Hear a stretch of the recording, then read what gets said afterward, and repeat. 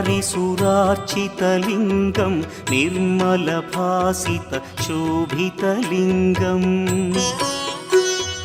जन्मजदुःखविनाशकलिङ्गं तत्प्रणमामि सदा शिवलिङ्गम् देवमुनिप्रवरार्चितलिङ्गं कामदहन करुणाकरलिङ्गम् रावणदर्पविनाशकलिङ्गं तत्प्रणमामि सदा शिवलिङ्गम्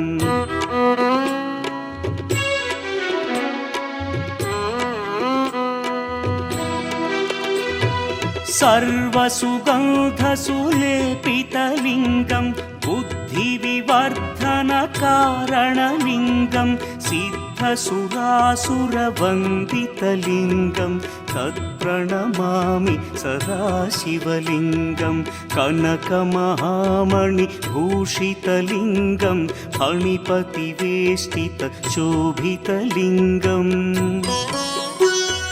दक्षसुयज्ञविनाशनलिङ्गं तत्प्रणमामि सदा शिवलिङ्गम् कुङ्कुमचन्दनलेपितलिङ्गं पङ्कजहार सुशोभितलिङ्गम् सञ्चितपापविनाशनलिङ्गं तत्प्रणमामि सदा शिवलिङ्गम्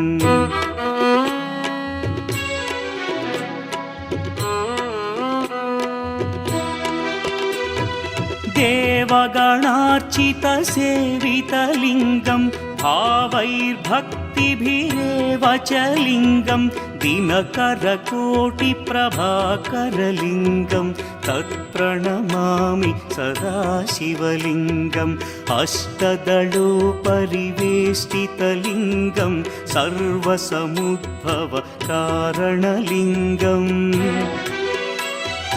अष्टदरिद्र्यविनाशनलिङ्गं तत्प्रणमामि सदा शिवलिङ्गम् सुरगुरुसुरवरपूजितलिङ्गं सुरवनपुष्पसदार्चितलिङ्गम् परमपदं परमात्मकलिङ्गं तत्प्रणमामि सदा शिवलिङ्गम् लिङ्गाष्टकमिदं पुण्यं यः पठेच्छिवसन्निधौ शिवलोकमवाप्नोति शिवेन सह मोदते।